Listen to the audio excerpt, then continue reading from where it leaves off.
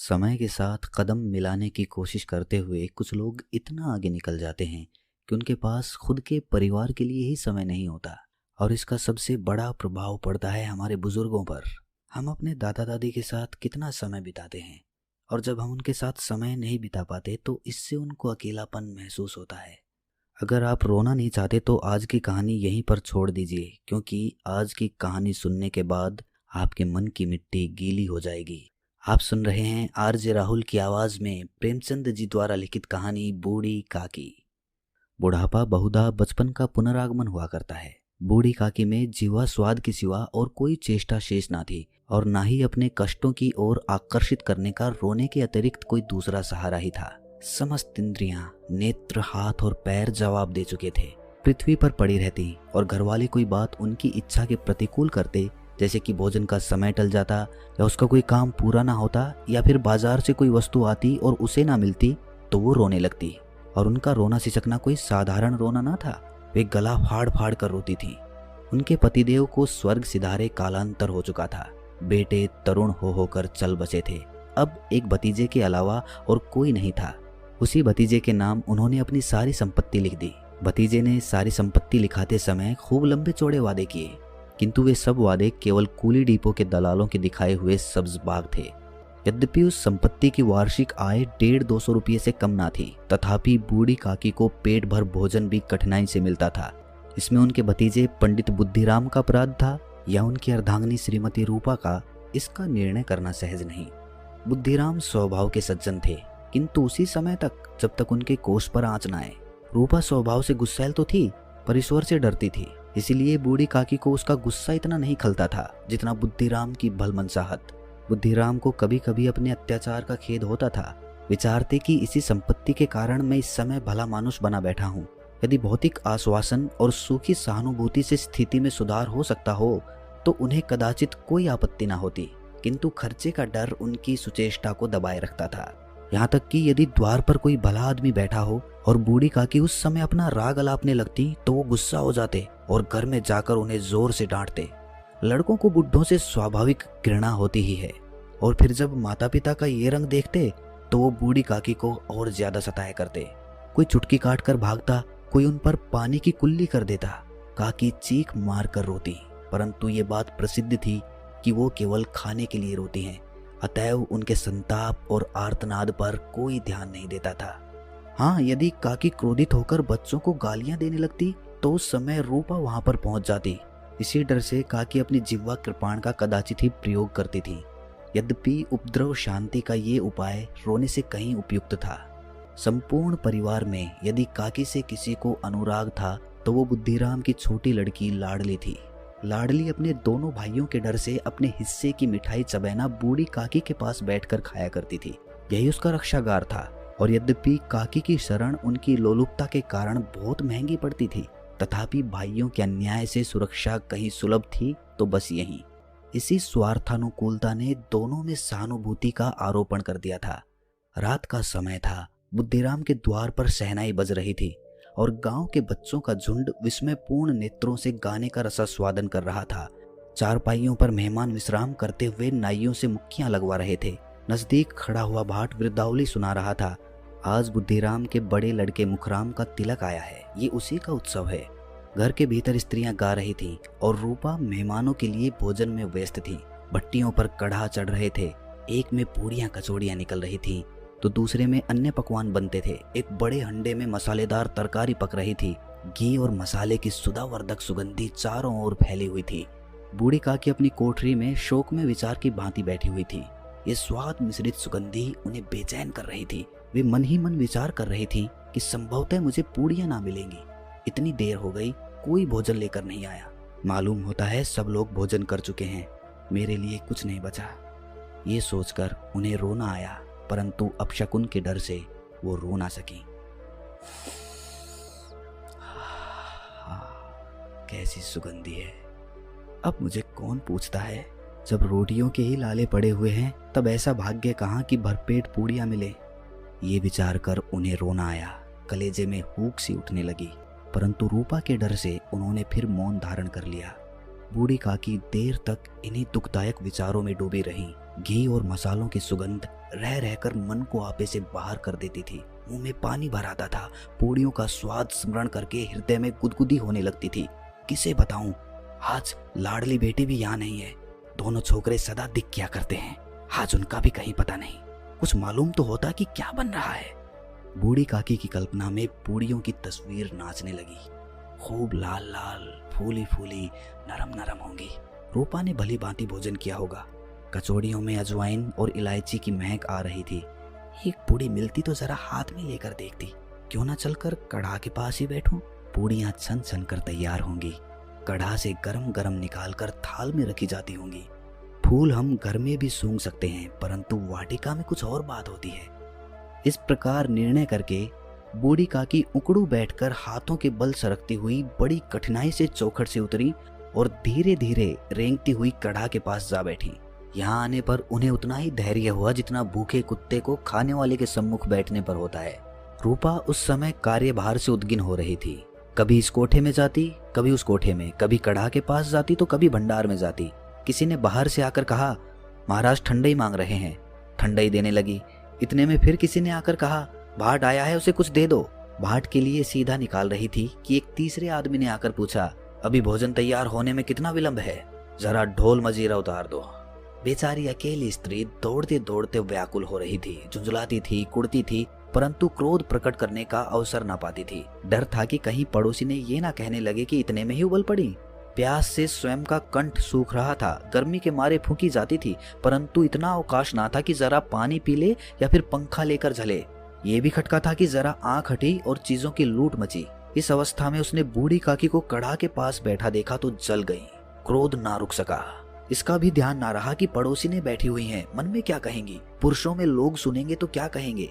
जिस प्रकार मेंढक केंचुए पर झपटता है, उसी प्रकार वो बूढ़ी काकी पर झपटी और उन्हें दोनों हाथों से झटक कर बोली, ऐसे पेट में आग लगे, पेट है या भांड। कोठरी में बैठते हुए क्या दम घुटता था। अभी मेहमानों ने नहीं खाया, भगवान को भोग नहीं लगा, तब तक धैर्य ना हो सका। आकर छाती पर सवार हो गई। जल जाए ऐसी जीभ। दिन भर खाती ना होती तो ना जाने किसकी हांडी में मुंह मारती। गांव देखेगा तो क्या कहेगा कि बुढ़िया भरपेट खाने को नहीं पाती, तभी तो इस तरह मुंह बाई फिरती है। डायन ना मरे ना माचा छोड़े, नाम बेचने पर लगी है, नाक कटवा कर दम लेगी। इतना ठूसती है, ना जाने कहां भस्म हो जाता है। भला चाहती हो तो जाकर कोठरी में बैठो। जब घर के लोग खाने लगेंगे तब तुम्हें भी मिलेगा। तुम कोई देवी नहीं हो कि चाहे किसी के मुंह में पानी भी ना जाए, परंतु तुम्हारी पूजा पहले ही हो जाए। बूढ़ी काकी ने सर उठाया, ना रोई ना बोली, चुपचाप रेंगती हुई अपनी कोठरी में चली गई।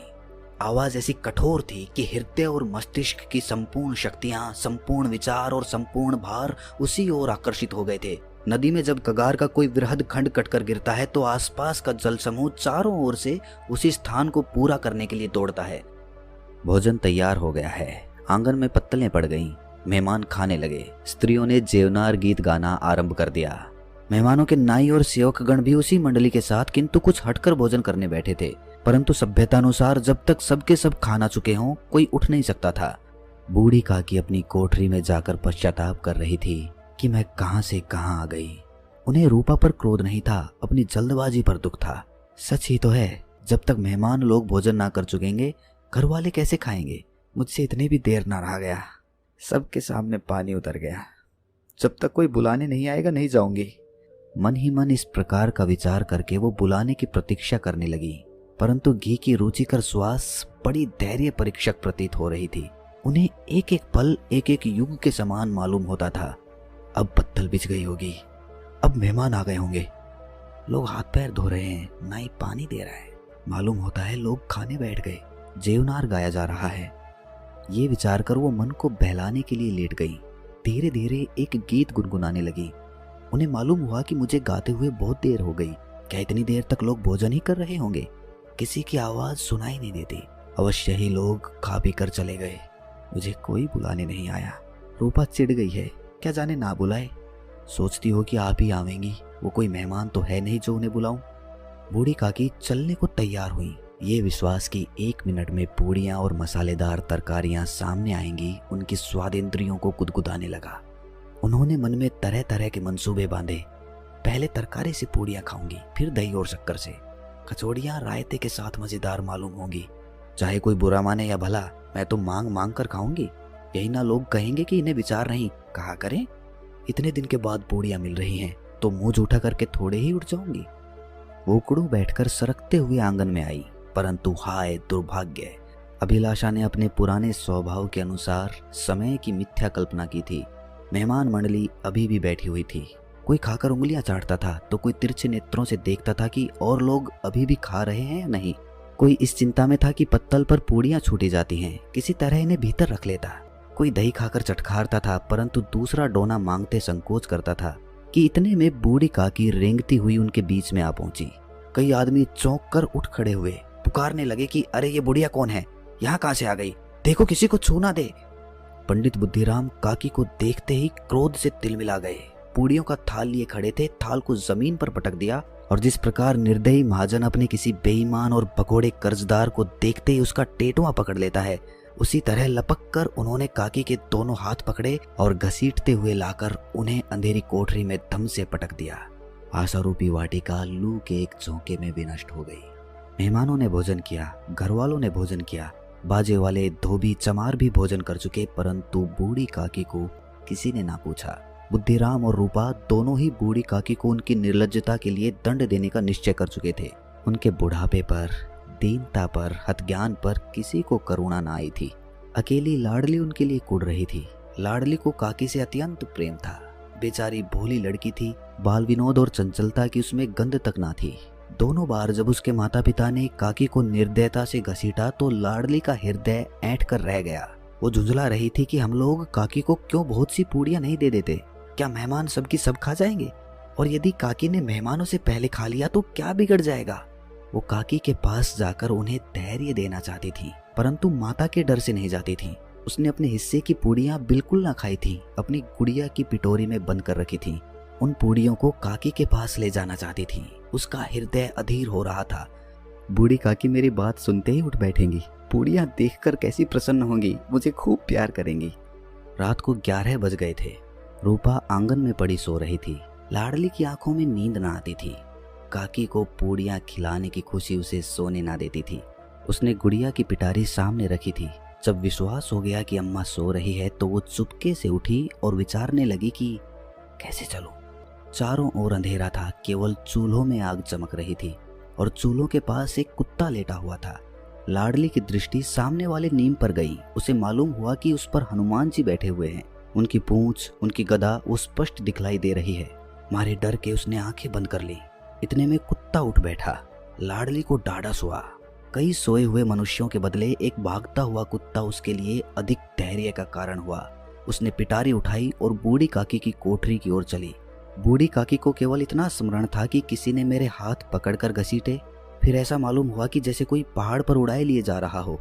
उनके पैर बार बार पत्थरों से टकराए। तब किसी ने उन्हें पहाड़ से पटका और वो मूर्छित हो गई। जब वो सचेत हुई तो किसी की जरा सी आहट ना मिलती थी। समझी कि सब लोग खा पी कर सो गए और उनके साथ मेरी तकदीर भी सो गई। रात कैसे कटेगी? राम, क्या खाऊं? पेट में अग्नि धधक रही है। किसी ने मेरी सुधि ना ली। क्या मेरा पेट काटने से धन जुड़ जाएगा? इन लोगों को इतनी भी दया नहीं आती कि ना जाने बुढ़िया कब मर जाए, उसका जी क्यों दुखावे। मैं पेट की रोटियां ही तो खाती हूँ कि और कुछ खाती हूँ, और इस पर ये हाल। मैं अंधी अपाइज ठहरी, ना कुछ सुनूं ना बूझूं। यदि आंगन में चली गई तो क्या बुद्धिराम से इतना कहते ना बनता था कि काकी अभी लोग खाना खा रहे हैं, फिर आ जाना। मुझे घसीटा, पटका। उन्हीं पूड़ियों के लिए रूपा ने सबके सामने गालियां दी। उन्हीं पूड़ियों के लिए इतनी दुर्गति करने पर भी उनका पत्थर का कलेजा ना पसीजा। सबको खिलाया, मेरी बात तक ना पूछी। जब तभी ना दी तो अब क्या देंगे? ये विचार कर काकी निराशा में संतोष के साथ लेट गई। ग्लानि से गला भर भर आता था, परंतु मेहमानों के डर से रोती ना थी। सहसा कानों में आवाज आई, काकी उठो, मैं पूड़ियां लाई हूं। काकी ने लाडली की बोली पहचानी, चटपट उठ बैठी। दोनों हाथों से लाडली को टटोला और उसे गोद में बिठा लिया। लाडली ने पूड़ियां निकाल कर दी। काकी ने पूछा, क्या तुम्हारी अम्मा ने दी है? लाडली ने कहा कि नहीं काकी, ये मेरे हिस्से की हैं। काकी पूड़ियों पर टूट पड़ी। 5 मिनट में पिटारी खाली हो गई। लाडली ने पूछा, काकी पेट भर गया। जैसे थोड़ी सी वर्षा ठंडक के स्थान पर और भी गर्मी पैदा कर देती है, उसी भांति इन थोड़ी सी पूड़ियों ने काकी की क्षुधा और इच्छा को और अधिक उत्तेजित कर दिया था। बोली, नहीं बेटी, जाकर अम्मा से और मांग लाओ। लाडली ने कहा कि अम्मा सोती हैं, जगाऊंगी तो मारेंगी। काकी ने पिटारी को फिर टटोला। उसमें कुछ खुरचन गिरी थी, बार बार होंठ चाटती थी, चटखारे भरती थी। हृदय महसूस रहा था कि और पूड़ियां कैसे पाऊं। संतोष सेतु जब टूट जाता है तब इच्छा का बहाव अपरिमित हो जाता है। मतवालों को मद का स्मरण करना उन्हें मदांध बनाता है। काकी का अधीर मन इच्छाओं के प्रबल प्रवाह में बह गया। उचित और अनुचित का विचार जाता रहा। वे कुछ देर तक उस इच्छा को रोकती रहीं। सहसा लाडली से बोली, मेरा हाथ पकड़कर वहां ले चलो जहां मेहमानों ने बैठकर भोजन किया था। लाडली उनका अभिप्राय समझ ना सकी। उसने काकी का हाथ पकड़ा और ले जाकर झूठे पत्तलों के पास बिठा दिया। दीन, सुधातुर, हतज्ञान बुढ़िया पत्तलों से पूड़ियों के टुकड़े चुन चुन कर उनका भक्षण करने लगी। हो, दही कितना स्वादिष्ट था, कचौड़ियां कितनी सलोनी, खस्ता कितने सुकोमल। काकी बुद्धिहीन होते हुए भी इतना जानती थी कि मैं वो काम कर रही हूँ जो मुझे कदापि ना करना चाहिए। मैं दूसरों की झूठी पत्तल चाट रही हूँ। परंतु बुढ़ापा तृष्णा रोग का अंतिम समय है, जब संपूर्ण इच्छाएं एक ही केंद्र पर आ लगती हैं। बूढ़ी काकी में वो केंद्र उनकी स्वादेंद्रियां थी। ठीक उसी समय रूपा की आंख खुली। उसे मालूम हुआ कि लाडली मेरे पास नहीं है। वह चौंकी, चारपाई के इधर उधर ताकने लगी कि कहीं नीचे तो नहीं गिर पड़ी। उसे वहां ना पाकर वो उठी तो क्या देखती है कि लाडली झूठे पत्तलों के पास चुपचाप खड़ी है और बूढ़ी काकी पत्तलों पर से पूड़ियों के टुकड़े उठा उठा कर खा रही है। रूपा का हृदय सन्न हो गया। किसी गाय की गर्दन पर छुरी चलते देखकर जो अवस्था उसकी होती वही उस समय हुई। एक ब्राह्मणी दूसरों की झूठी पत्तल टटोले, इससे अधिक शोक में दृश्य असंभव था। पूड़ियों के कुछ ग्रासों के लिए उसकी चचेरी सास ऐसा घटिया कर्म कर रही है। ये वो दृश्य था जिसे देखकर देखने वालों के हृदय कांप उठते हैं। ऐसा प्रतीत होता है मानो जमीन रुक गई, आसमान चक्कर खा रहा है, संसार पर कोई आपत्ति आने वाली है। रूपा को क्रोध न आया। शोक के सम्मुख क्रोध कहाँ, करुणा और डर से उसकी आंखें भर आईं। इस अधर्म का भागी कौन है? उसने सच्चे हृदय से गगन मंडल की ओर हाथ उठाकर कहा, परमात्मा, मेरे बच्चों पर दया करो। इस अधर्म का दंड मुझे मत दो, नहीं तो मेरा सत्यानाश हो जाएगा। रूपा को अपनी स्वार्थपरता और अन्याय इस प्रकार प्रत्यक्ष रूप में कभी ना दिख पड़े थे। वो सोचने लगी कि हाय, कितनी निर्दयी हूं मैं, जिसकी संपत्ति से मुझे 200 रुपये आय हो रही है, उसकी ये दुर्गति, और वो भी मेरे कारण। हे दयामय भगवान, मुझसे बड़ी भारी चूक हो गई है, मुझे क्षमा कर दो। आज मेरे बेटे का तिलक था। सैकड़ों मनुष्यों ने भोजन पाया, मैं उनके इशारों की दासी बनी रही। अपने नाम के लिए सैकड़ों रुपये खर्च कर दिए, लेकिन जिसकी बदौलत हजारों रुपये कमाए, उसे इस उत्सव में भी भरपेट भोजन न दे सकी, केवल इसी कारण तो कि वो वृद्धा असहाय है। रूपा ने दिया जलाया, अपने भंडार का द्वार खोला और एक थाली में संपूर्ण सामग्रियां सजाकर बूढ़ी काकी की ओर चली। आधी रात जा चुकी थी। आकाश पर तारों के थाल सजे हुए थे और उन पर बैठे हुए देवगण स्वर्गीय पदार्थ सजा रहे थे, परंतु उसमें किसी को वो परमानंद प्राप्त ना हो सकता था जो बूढ़ी काकी को अपने सम्मुख थाल देखकर प्राप्त हुआ। रूपा ने कंठारुद्ध स्वर में कहा, काकी उठो, भोजन कर लो। मुझसे आज बड़ी भूल हुई, उसका बुरा मत मानना। परमात्मा से प्रार्थना कर दो कि वो मेरा ये अपराध क्षमा कर दे। भोले भाले बच्चों की भांति जो मिठाइयां पाकर मार और तिरस्कार सब भूल जाता है, बूढ़ी काकी वैसे ही सब भुलाकर बैठी हुई खाना खा रही थी। उसके एक एक रोए से सच्ची सदिच्छाएं निकल रही थीं और रूपा बैठी स्वर्गीय दृश्य का आनंद लेने में निमग्न थी।